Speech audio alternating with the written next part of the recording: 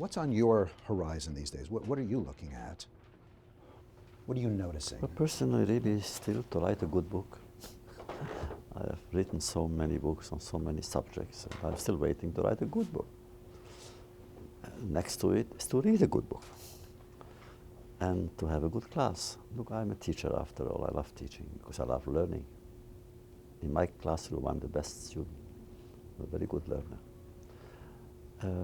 And trying to do something with my life, just like that.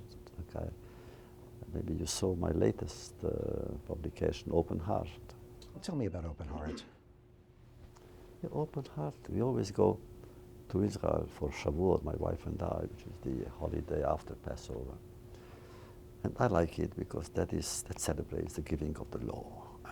I'm an admirer of the law and of study, and that is the Torah. So of course I go there.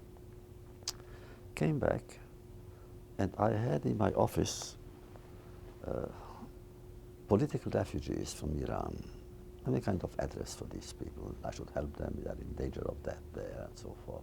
They came to you for Yes, help. but that's a little bit normal, because who else will listen to them at least? At least I cannot do much, but they can listen.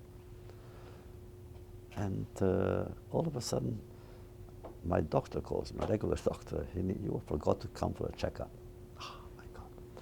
So I went for a checkup very early in the morning, around 7:30 or so. Came back to see my Iranian friends.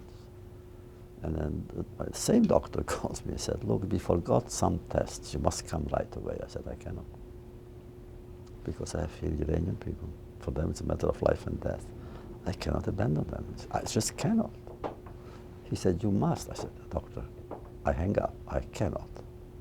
Had he told me, look, something came. No. So we decided with the deal. At 12 o'clock, he gave me 3 hours, which was, by the way, a mistake. And the moment I came, they were waiting for me at the gate. Woof, quickly. Surgery, open heart surgery. I read quadruple bypass. 5 bypasses, quintuple bypass. If I do something, I do it well, you know. What is kind of 5 bypasses? And there, really, I wrote, after 2 or 3 days, I began writing. Of course, I write everything, whatever happens to me. So I'm a writer after all. So I wrote this little book. And to my great surprise, of all my 60 books that I published, this one really immediately became a kind of bestseller. What can we learn from your experience, given your life history, in terms of your approach going into that operation? What were you thinking going in? Look, in the meantime, my wife was there and my son came there. And I was seized with fear. Will I see them again?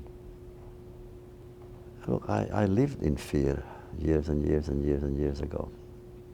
I lived in death years and years and years and years ago. So all of a sudden I saw myself again. Maybe this is the last hour. Will I see them again? You know, as somebody who's followed your work and attended your 92nd Street Wide lectures religiously, in fact, I must tell you, my wife and I have been married for 15 years. It was one of the first dates I took her on, was to your lecture. It was either on Moses or the value of humility in the Bible.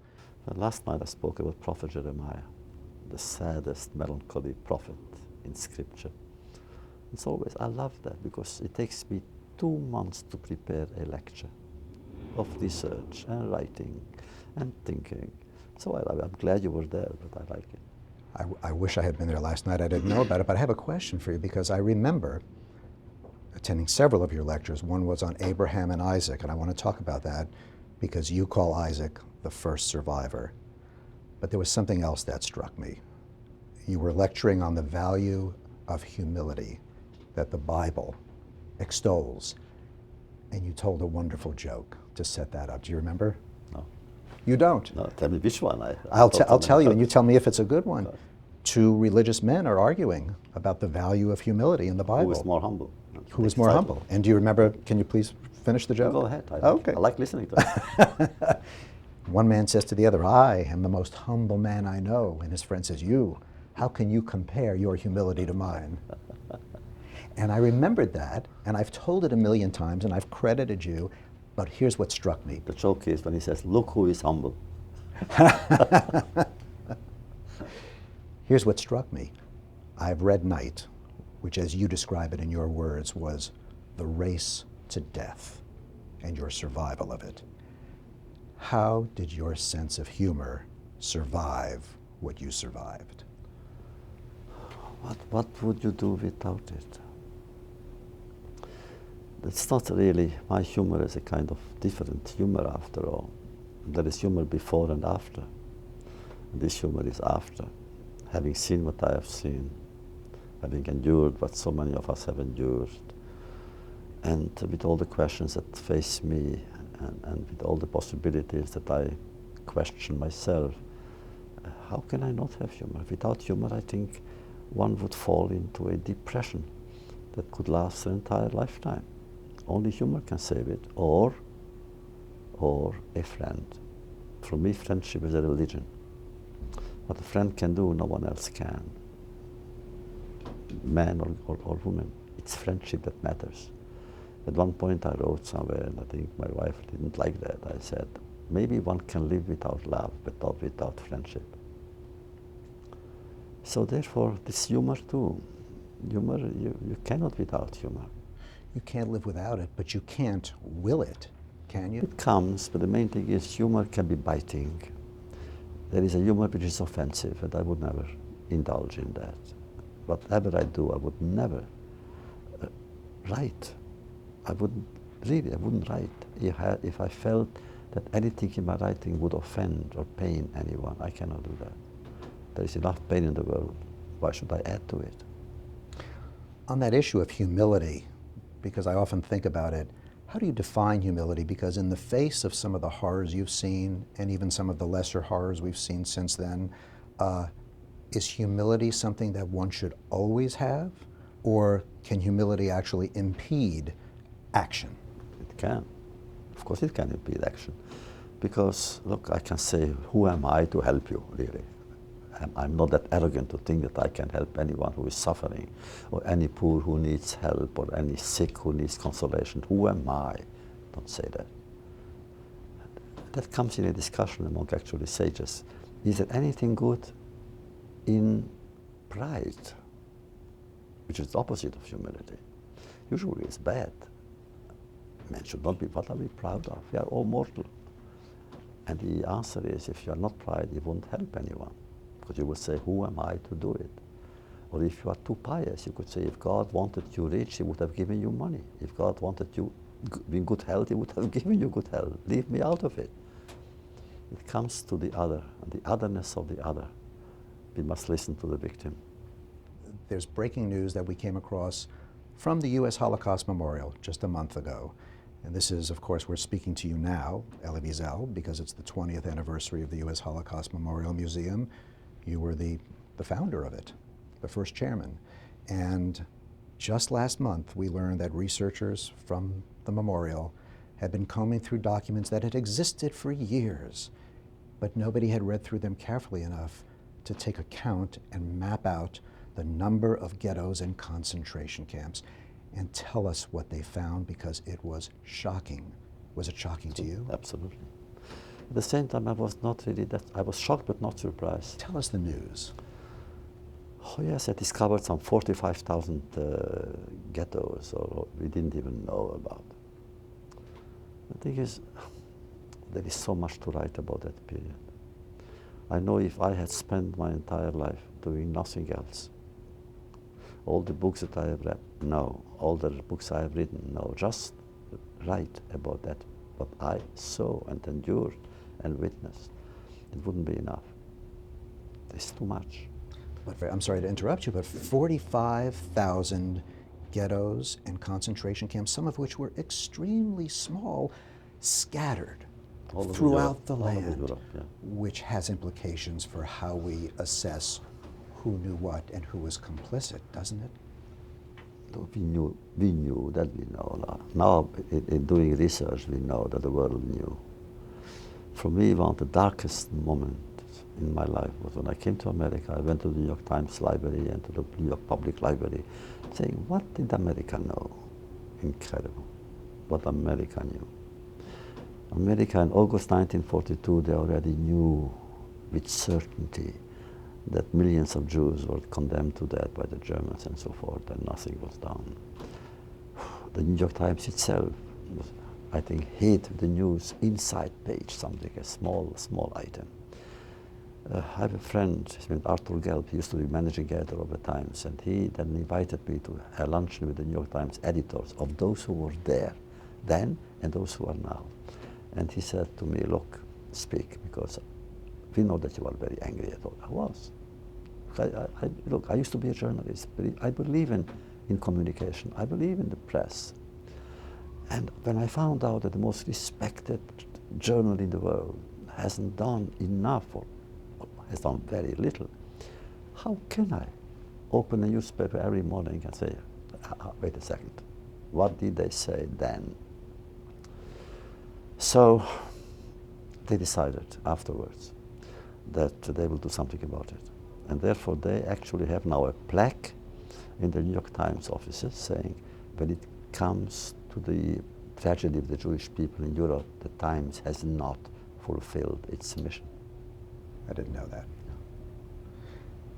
In terms of what we know now, I mean, your personal journey, there are so many millions of individual stories of people who survived and who didn't, and there are some common points and some that are very unique. But rereading last night, your memoir of your experience in the Holocaust, I hadn't realized that you were in a selection process in one of the camps that was supervised by Mengele, yeah. Dr. Joseph Mengele.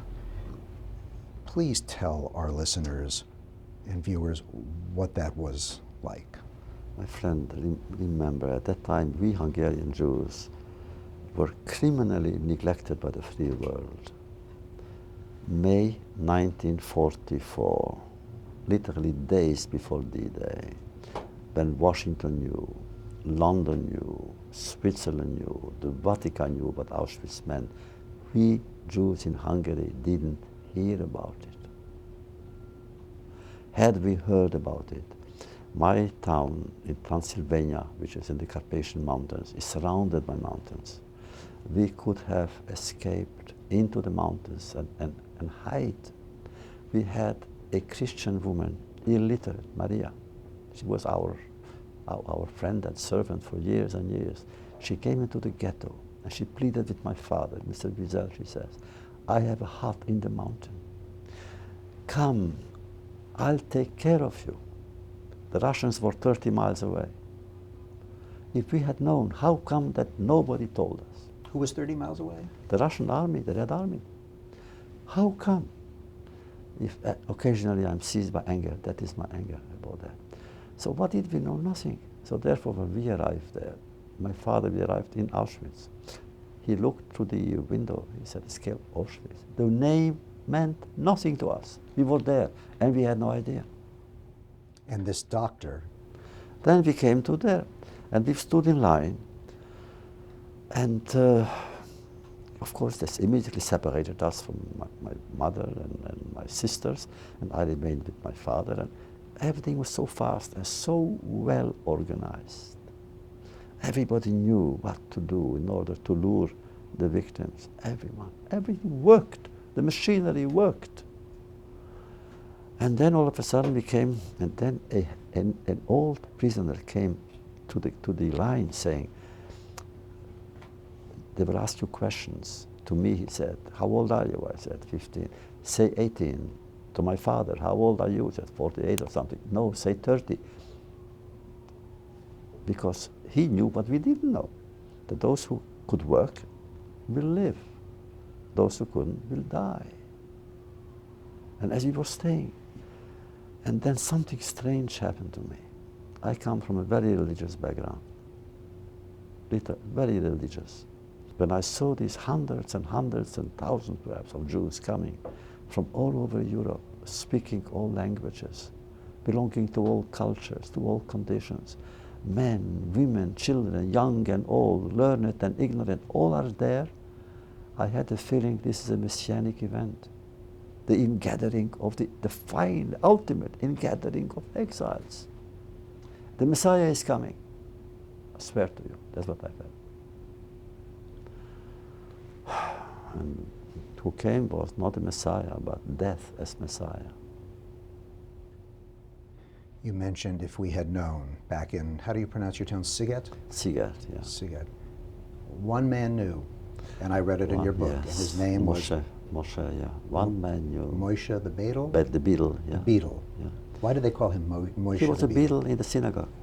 What's a beetle? The beetle is the ultimate servant of the synagogue, the lowest servant of the synagogue. He was one of the poorest men in town. Poorest and insignificant. And he was taken by a first transport in 1941 or so. The Hungarians expelled foreign Jews, quote unquote, those who couldn't prove their nationality. Then we heard that they were taken to somewhere in Poland. Now I know all the details. Was shot right afterwards, a few weeks later, and he was one of them. Because he couldn't prove his nationality, and came back. When he came back, he began talking. Nobody listened to him. And what did he say? Terrible things. Jews, you don't know what's happening there. Jews are being killed. He said some people have to dig their own grave. And I was there, and everybody died. He gave names. This one died, that one died, and I alone, like the story of Job, and I alone came to tell the tale. Nobody listened to him. They thought he was crazy. The only one who listened was I. Not because I believed him, because I love stories. And then he remained in town, not the same person anymore. I used to see him before. And then I saw him in the ghetto with the last transport. He knew where we were going, but we didn't. This Moshe fascinates me because you were Me too.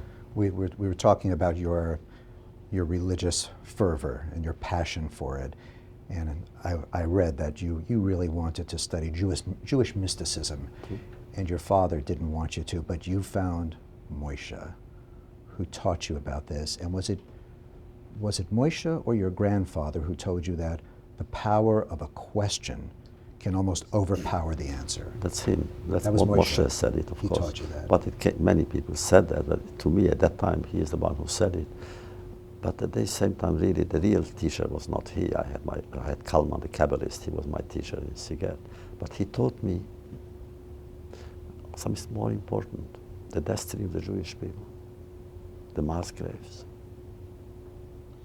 You know, coincidentally, my son, who's going to be bar mitzvahed next year, and in 6th grade, they have a project. Each child in 6th grade is randomly assigned a child who perished in the Holocaust. And you're only given 2 details, the name and the place where they died.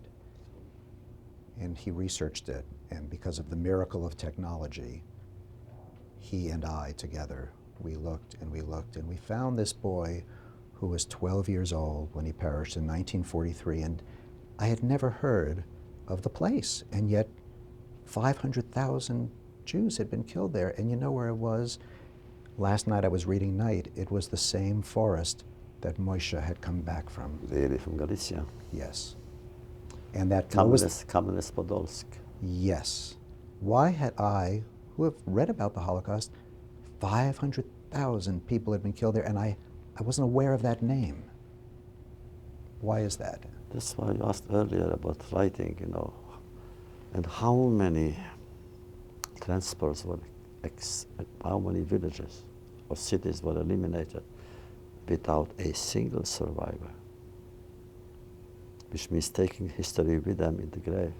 That reminds me of the story you told 20 years ago at the 92nd Street Y of Samson, who lived when the stadium collapsed. Came down, sure, to tell the story. Yes. To bear witness. I can't remember. Nobody. So how did the story come to us? Oh, because of divine inspiration. You have been worried, you have written about, you were worried when you first wrote about your experiences that your testimony would not be accepted. Do you still worry about that? Or do you accept that it has been accepted? It has been accepted by most people, but there are what we could call Holocaust deniers. And they are the ugliest human beings that exist. I would never engage them in a debate. They try. But I would never do that because they are so ugly, really. to deny the Holocaust today while there are still survivors. What should a survivor think? Let's say in Chicago, Illinois, when they had marches, the Holocaust deniers had marches with planes saying there was no Holocaust. Imagine a survivor in Skokie, Illinois, at the window with his children, and they say there was no Auschwitz, and the children surely looked at their father. Hey, they say you weren't there. So therefore, at one point, I gathered deans of law schools, saying, what can we do about it? How about suing them simply for the pain they are causing to our children? And they said, all the most famous lawyers, don't touch it because you may lose on a technicality, and that would give them a reason to rejoice and say, look, even the courts are with us. But at the same time, you know, I was a few years ago in San Francisco at a peace conference, conflict resolution and peace. And all of a sudden, as I took the elevator to my 26th floor, I was alone with a young man, and on the 6th floor he stopped, and he tried to kidnap me. I remember the story. Remember the story? Tried to kidnap me. Literally, he said, you must come with me, and I'll force you to tell me certain things, to admit that the Holocaust never existed. I got panicky. So luckily I began shouting and nobody listened. But then he saw the elevator, we saw that somewhere the elevator was coming, and he saw that it came for me. So he ran away. After 2 weeks, of 1 week, he was caught by the police. He spent 2 years in prison. Why should a young man who just finished college destroy his career? Just for that? But they too, they are dangerous. So you still, even after what you've been through, you still get shocked. I get shocked for the extreme when it comes to that, sure. In terms of your perspective on the world now, I mean, the U.S. Holocaust Memorial Museum set out with some very ambitious goals 20 years ago. Tell me what the main mission was, have they achieved it, and what's necessary for them to succeed? What is the metric to evaluate their success for the next 20 years? It was one of the projects that really I'm so pleased that I was part of, really. Because not only it's a successful story, it's not only that, because of the meaning of success. I never realized it. Can you imagine, I think close to 20 million visitors to the museum in 20 years. And tell us the percentage of Jews versus non-Jews. I think more non-Jews than Jews, of course. I read 90% non-Jews. Yes, but not only that, you have the FBI and the military and the police, everybody goes there now. You cannot now imagine American history without that museum. And therefore I'm so proud of our country, really. And it was President Carter who came to you with the idea of doing something, a monument, and you had a different idea. That's right, he wanted a monument, you know. And I said, Mr. President, at the end I said to Mr. President, I am a Jew, we don't believe in monuments. And what do you believe in? I said, in books, in archives, in teaching, in learning. And he accepted to have actually to build a museum with educational components. And it became one of the best projects in American history. Really. Which, as we discussed in the beginning, is still breaking news on this story. I have a question to ask you. It's really for my daughter. When she was 9 years old, and she was in art class, and they spread newspaper over the table, as they do in art classes, and the teacher hadn't noticed a particularly horrific story in the corner of one of those newspapers, but she did. It was about a very violent incident, which shocked her for days. And then she came to me with a question that I'd like you to try to answer for her. She said, Dad, if the world were a movie, what would it be rated? Oh, probably R. The history of the 20th century is not nice history, not a good century. Oh, there were good things too, let's be honest about it and frank. There were great things. First of all, in the world of sciences. The medical science has made progress in 50 years, more than in 5,000 years. We have made progress. Also in writing and in the law improved. The law against racism in America, which was after, it took time. Why? The fact is, when I came to America and I visited the South, I was shocked because I saw racism not only the law, but at work. And then for the first time in my life, I was ashamed being white. I was never ashamed of being Jewish, not even during the war. But being white, now it's against the law. The law forbids racism. So there are good things that happen too, but above all, it's not enough. We expected more. I would like, for instance, in the field of morality, to make as much progress as we made in the sciences, as we made in medicine. But you know, I'm so encouraged to hear you say, given what you've been through, that the world is only rated R. That encourages me. I have to ask you, because I'm looking at you and I didn't know what to expect. You're 84 years old. You hurt my hand when you shook it. You have. I'm sorry. That's because I walked on crutches for a whole year. Is that right? Yeah. You have a determination in your eyes. Your face looks great. What is your secret to longevity? Believe me, I don't know. I have no idea. Look, we are all frail, we are all mortal. All of a sudden, I think, 2 years ago, all of a sudden I had a heart attack. And I told you 5 bypasses and so forth and so forth. I don't know. Believe me, I don't eat the right thing. I work too hard. Maybe that's part of it, though. It's the working hard. I've been told by your staff that you walk everywhere. They did a study in Hokkaido, Japan, where there are more centenarians than any place on earth, and they found good diet, so maybe you don't have that, constant motion, and purpose in life. Well, purpose in life, of course, in my case, is important, naturally, sure, but I want to do something with the years that I have, that I had. Otherwise, really, why go on? When you describe, and maybe you can tell me, my son who's being bar mitzvahed next year, when is it appropriate? When can he read night? My new friend listened to me. There is no answer to that because it's for him to decide. Some. How can he decide if he doesn't know? He feels it himself. He will feel it. He lives in an atmosphere. He will come to you. You cannot impose that on him. I know I had cases, for instance, where parents came and their children began at 7 or 8, even 7 and 8. 12 is surely a good age. But if the son or the daughter feel they are not yet ready, don't force. The main thing is not to force them. The description of your father and how close he came to surviving all the way was what, 6 weeks before the liberation? 2 months, yeah. And I thought, and there was nothing you could do, and I know that, but I don't know if you want to describe that experience or if we should just refer people to the book because it's around page 100. It's near the end, but again, for anybody to have to go through that is beyond my imagination, and I almost felt like I couldn't subject my son to that scene, and yet he should know that this has existed. Look,